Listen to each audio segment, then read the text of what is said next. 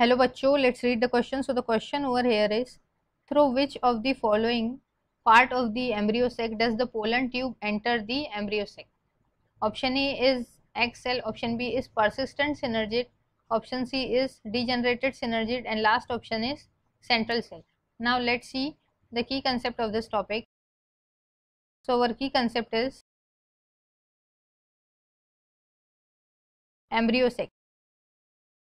If we see the diagram of an embryo sac, so this is the diagram of embryo sac and जैसे हमें पता है कि इसके दो एंड्स होते हैं. First one is the chalazal end, जहाँ पे चलाजा प्रेजेंट होता है, और जो नीचे का एंड है उसको क्या कहेंगे, माइक्रोपिलर एंड, बिकॉज यहाँ पे माइक्रोपाइल प्रेजेंट होता है. Now in this embryo sac different types के सेल्स प्रेजेंट होते हैं. For example these are the antipodal cell.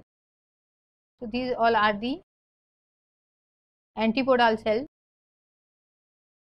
And इस साइड पर जो सेल प्रेजेंट रहेंगे उसे कहेंगे हम सिस्टर सिनर्जिड्स और सिनर्जिड सेल. अब सिनर्जिड सेल से जस्ट अबव प्रेजेंट होते हैं egg cell. So this is the egg cell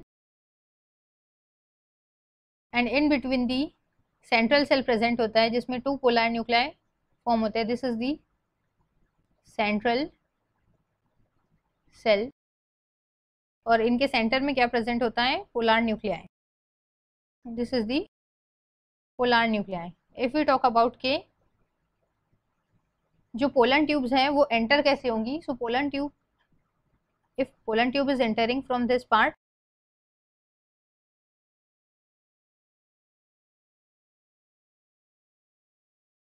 and पर जाकर अटैच होती है.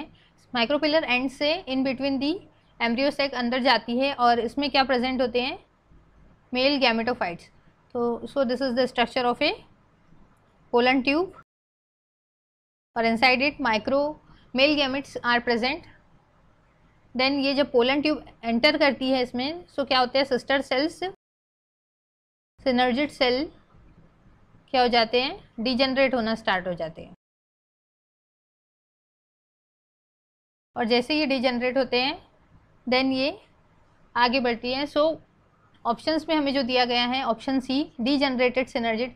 एम्ब्रियो सेक्स में जो पोलन ट्यूब है वो एंटर कैसे करती है, सिनर्जिड सेल को डीजनरेट करके. So option C is the correct statement, correct option.